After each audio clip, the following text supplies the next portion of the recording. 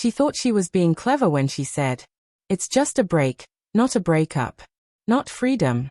Just a little more slack on the leash." I didn't argue. I only smiled, nodded, and agreed, as long as we put everything down on paper. That's when I slid a document across the table. A roommate agreement. Rent, utilities, groceries, even toilet paper, split 50/50ths. She laughed as she signed, twirling the pen like it was all a joke. Her laughter didn't last long. When the first bill appeared under her door, her grin faded. We'd been together for 3 years, sharing a home, sharing a life. I thought she was my forever. She was my late-night laughter, my safe place, my supposed partner. But even anchors rust. I'd noticed the changes before she ever said a word. The long silences, the way her phone started living face down on the counter, the late nights she swore were work. She smelled like cologne I didn't own. Still, I tried to believe her. I wanted loyalty to mean the same thing to her that it meant to me. Then she made her suggestion. A break, but we'd still live together. Less messy that way, she said. Not better for us. Not I still care. Just not messy. That was the moment the pain inside me stopped feeling soft and started feeling sharp. And then she slipped. One night, her phone lit up on the counter. A preview text. "Can't wait to have you tonight. Ethan." My chest burned. My vision narrowed. But I didn't explode. I memorized the words, deleted the message, and let her phone go dark again. I kept smiling. I kept pretending. And in the quiet spaces of my mind, I began building something careful, deliberate. While she enjoyed her new freedom, I set the stage. First came the roommate agreement, a legally binding document she signed without reading carefully. Half the expenses were hers, in writing. Next, I separated my finances, opened my own account, moved my savings, made sure nothing tied us together except what she owed. Finally, I documented everything: bills, receipts, every missed grocery run, every skipped payment. At home, I became invisible. Quiet. Watching.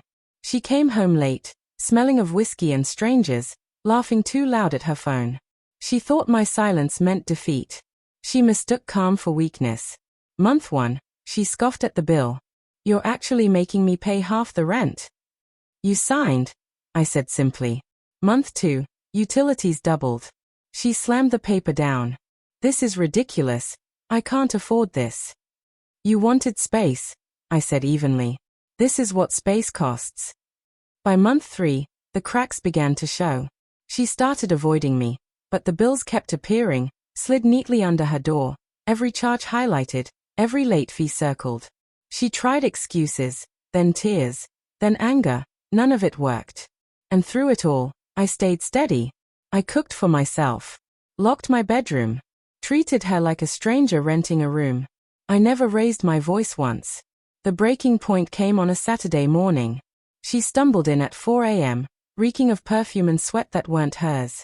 When she finally woke up, the eviction notice was waiting on the kitchen table. Her face drained of color. You can't do this." "I already did," I said. Calm. Certain. She scrambled for some way to fight back, some appeal to pity, some shred of leverage. But I had everything. Her signature. My records. The unpaid bills stacked in a neat pile.